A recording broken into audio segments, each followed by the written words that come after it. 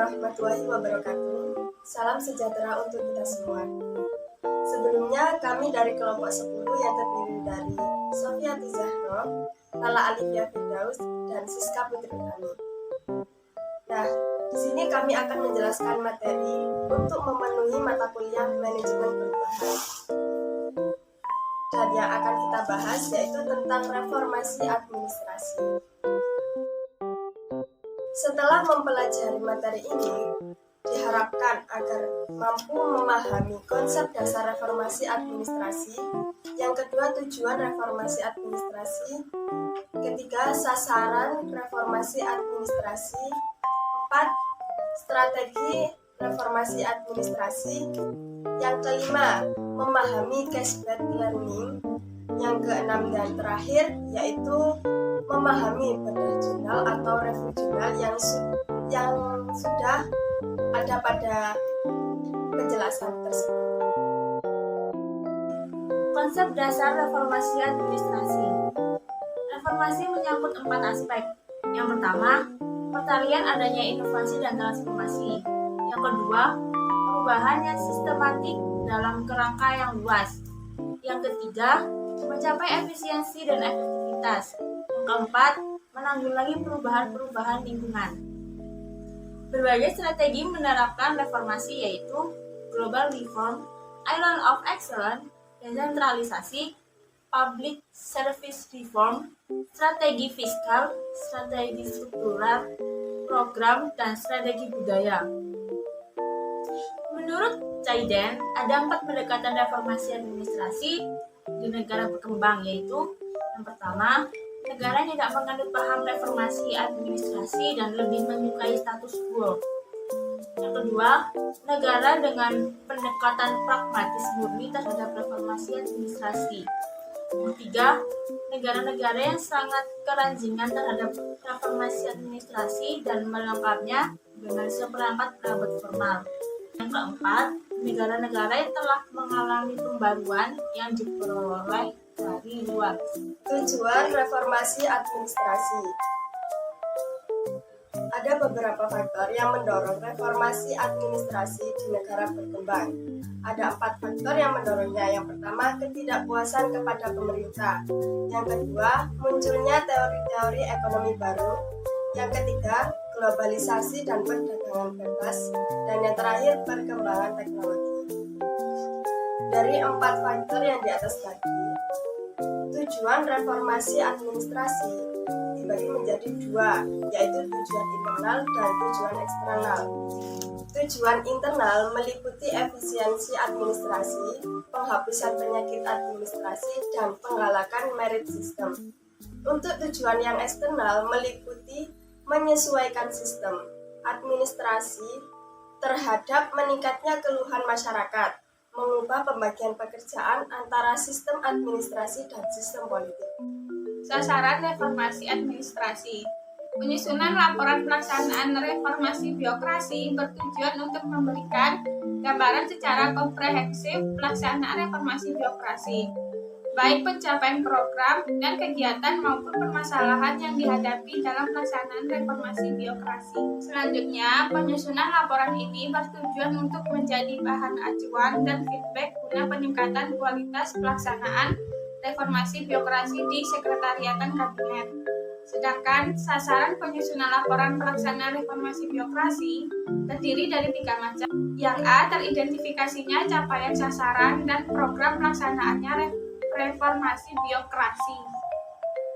Yang B, teridentifikasinya hal-hal yang perlu diperbaiki dan upaya perbaikannya dalam pelaksanaan reformasi birokrasi di lingkungan kesekretariat kabinet tahap berikutnya. Yang C, teridentifikasinya dokumen pendukung sebagai bukti pelaksanaan reformasi birokrasi. Strategi reformasi administrasi. Menurut Osborne dan Plaswick, ada 5 strategi reformasi. Strategi reformasi administrasi. Menurut Osborne dan Plaswick, ada 5 strategi reformasi. Yang pertama, strategi inti, merupakan upaya untuk mendiagnosis tujuan dari sistem organisasi pemerintah. Yang kedua, strategi konsekuensi, yaitu berkaitan dengan sistem efektif pemerintah. Yang ketiga, strategi pelanggan. Melihat aspek penting dari akuntabilitas atau pertanggungjawaban. Yang keempat, strategi pengendalian atau kontrol yang menentukan letak kekuasaan pengambilan keputusan.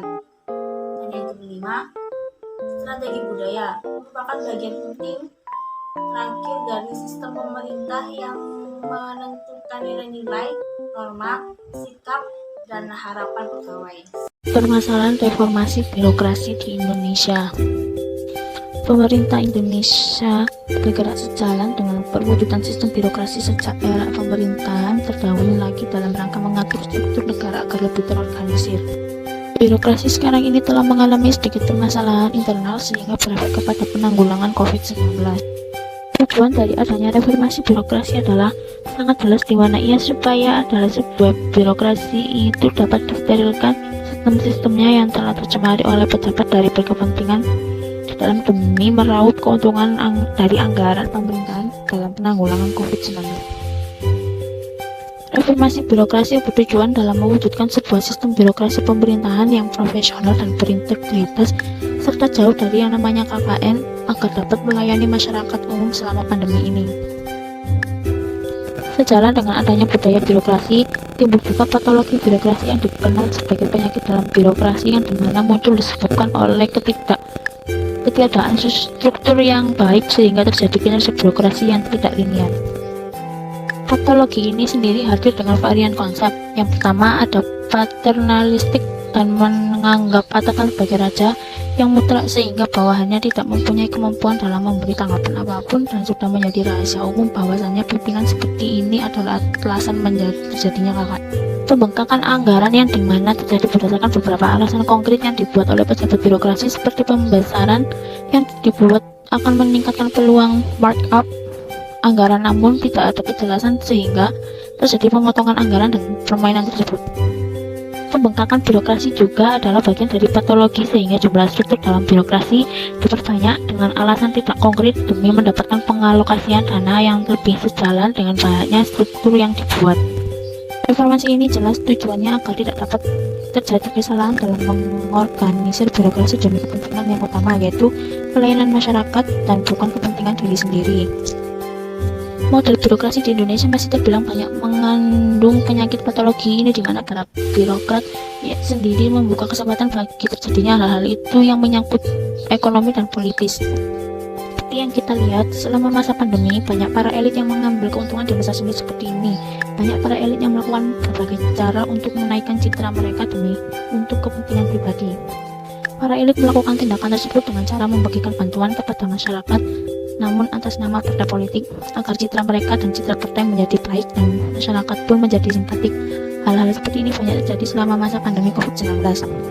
Kasus seperti inilah yang membuat birokrasi di Indonesia menjadi buruk, di mana para elit politik memanfaatkan kesempatan di masa pandemi seperti ini untuk kepentingan politik mereka.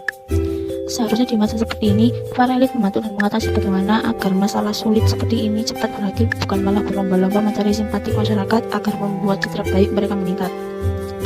Contoh kasus penyebaran dana bansos yang terjadi di Klaten, Jawa Timur, Jawa Barat, dan Brebes.